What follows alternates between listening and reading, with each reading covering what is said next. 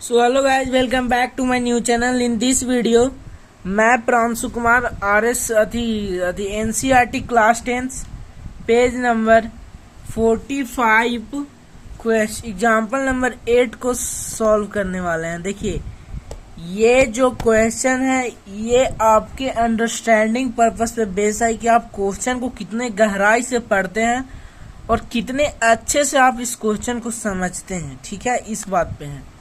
उसको जानने से पहले आपको 2 से 3 पॉइंट याद रखना चाहिए। पहला की पॉइंट, अगर ये हमारा सर्कल है और ये हमारा डायमीटर है तो ये हमारा सेंटर है, सेंटर हो। और अगर ये हमारा है तो ये जो ट्रायंगल होगा ये 90 डिग्री होगा। यहाँ पे ये कितना होगा? 90 डिग्री, क्योंकि angle in a semi circle is equal to 90 degree. BAC, तो angle CAB is equal to हमारा एंगल 90 डिग्री होगा। बिकॉज हम लोगों ने 9th क्लास में ये पढ़ा था कि angle in a semi circle is 90 degree. And अब देखिए, ये जो एंगल है 90 डिग्री का सामने का एंगल ये हाइपोटेन्यूज होता है। तो BC के square is equal to BA का स्क्वायर प्लस AC का स्क्वायर। ये एक पॉइंट आपको ये कंप्लीटली याद रहना चाहिए, एक पॉइंट आपको ये कंप्लीटली याद होना चाहिए। ठीक है, अब चलिए हम इस क्वेश्चन को बनाना स्टार्ट करते हैं। क्वेश्चन सबसे पहले ध्यान से पढ़िए। A pole has been erected on the boundary of circular park। आँख मूंद के सबसे पहले सर्कल की बात किया जा रहा है। देखिए, जितना भी क्वेश्चन ज्योमेट्रिकल बेस्ड है उस क्वेश्चन में आपको सबसे पहले डायग्राम बना लेना चाहिए, क्योंकि अगर आप डायग्राम बना लेते हैं तो आपको कंसेप्ट्स का क्लियरिटी रहता है कि कहाँ पे क्या हो रहा है। ठीक है, तो चलिए हम लोग सबसे पहले डायग्राम बना लेते हैं। ये नहीं है कि आपको मतलब अच्छा ही बनाना है, रफ भी आप डायग्राम बना सकते हैं। चलिए हम लोग मान लेते हैं डायमीटर AB है। ठीक है, डायमीटर AB है हमारा।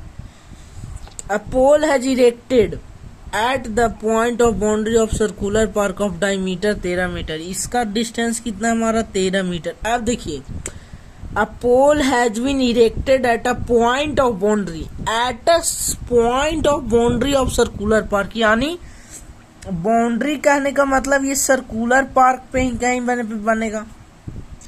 आई एम गोइंग टू से, अगर बाउंड्री बनेगा तो ये कहीं पे सर्कुलर पार्क पे ही, ये सरकमफेरेंस पे ही बनेगा, क्योंकि point on the boundary, point on the boundary साफ साफ ये लिखा हुआ है। तो जब भी बनेगा ये एट द सरकमफेरेंस बनेगा। ये बात तो आपको क्लियर है। अब देखिए, सरकमफेरेंस पे बनेगा तो ये तो नहीं है कि, और यहाँ पे आगे क्वेश्चन को पढ़िए। The pole has created circular part diameter and diametrically opposite gates A and B. Diametrically opposite gate करने का मतलब ये जैसे हमारा डायमीटर है तो इसका एक पॉइंट A है और एक पॉइंट B है। तो ये डायमीटर है, इसका ये दोनों अपोजिट पॉइंट है। तो यहाँ पे एक ठो गेट है, यहाँ पे एक ठो गेट है। अब देखिए, अब यहाँ पे आपको दिक्कत ये आ रहा होगा, आप लोग सोच रहे होंगे कि पोल है जो हमारा यहाँ पे है या यहाँ पे है। नहीं, जब भी हम पोल बनाएंगे, हम गेट पे हम पोल कैसे बना सकते हैं? We can't make never get on the pole. Understanding?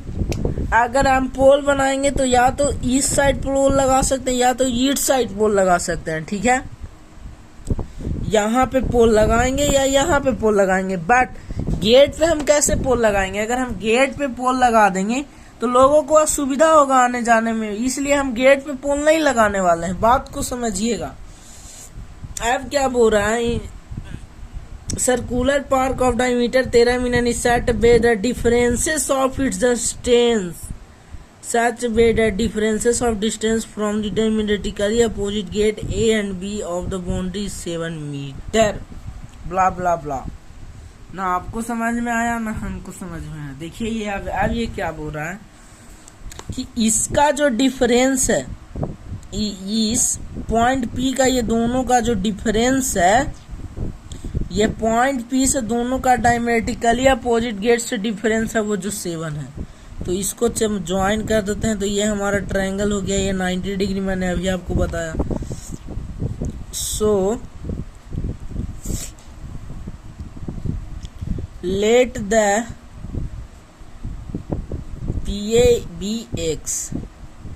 Late PA अब देखिए मैं आपको एक बात बताता हूँ। अब यहाँ पे हमें पता कैसे चलेगा कि बड़ा कौन है छोटा कौन है। देखिए हम इसमें नहीं बता सकते हैं कि कौन सा PA बड़ा है कि BP बड़ा है, हम नहीं बता सकते हैं। हम सिर्फ मान लेते हैं किसी एक को X।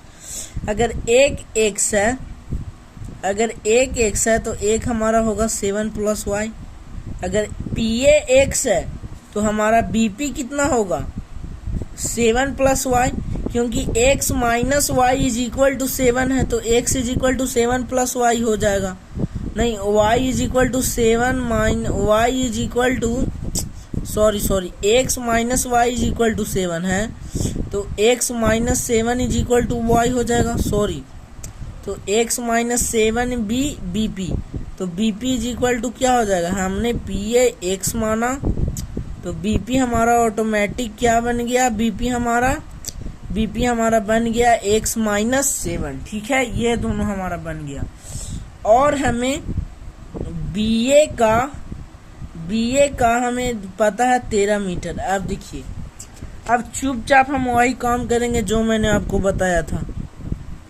हाइपोटेनस के स्क्वायर = PB के स्क्वायर प्लस PA के स्क्वायर, मैंने आपको बता दिया था। तो BA = 13 का स्क्वायर, PB = X - 7 का स्क्वायर, PB = X - 7 का स्क्वायर प्लस X का स्क्वायर, ये हमारा आएगा 169 = X square plus 49 - 14 X plus X square. ठीक है, अब ये हमारा 169 - 49 इधर आ जाएगा 2X square - 14X, 0 2 1 = 2X square - 14X, 2X square - 14X - 120 = 0। 2 common निकाल दीजिए। X स्क्वायर - 7X - 8 = 0, तो X स्क्वायर - 7X - 8 = 0। यहाँ तक आपको क्लियर है। अब देखिए, ये -7 को आप ऐसे लिख सकते हैं -12x प्लस 5x - 60 = 0। देखिए, जब -12 में 5 घटाइएगा तो 7 बचेगा, और -12 × 5 कीजिएगा तो -60 आ जाएगा। x कॉमन निकाल दीजिए, x - 12, 5 कॉमन निकाल दीजिए, x - 60 = 0। अब देखिए, x प्लस 5 कॉमन निकल गया और x - 12 कॉमन निकल गया। अब देखिए, हम जब भी कंसीडर करेंगे पॉजिटिव वैल्यू की करेंगे, कंसीडरिंग पॉजिटिव वैल्यू। ठीक है, तो x = हमारा 12 आ गया। ठीक है, सो PA = x = 12 मीटर, तो इसका डिस्टेंस आ गया हमारा 12 मीटर। ठीक है, अब देखिए BP = क्या हो गया, X - 7 था, सो 12 - 7 होगा, यानी 5 मीटर होगा, और इसका डिस्टेंस 5 मीटर। So in this I hope आप इसको अच्छे से समझोगे। हमारा BP = आया ये, और PA = आया 12 मीटर। अगर आप इसको बड़ा लेते और इसको छोटा, तो ये इधर आ जाता, ये उधर चल जाता। इसमें कोई दिक्कत नहीं है, आप वैसे भी बना सकते हैं, क्योंकि क्वेश्चन में कहीं पे मेंशन नहीं किया हुआ है कि कौन सा पार्ट हमारा कितना बड़ा है। आई होप आप इसको अच्छे से समझोगे। Thank you.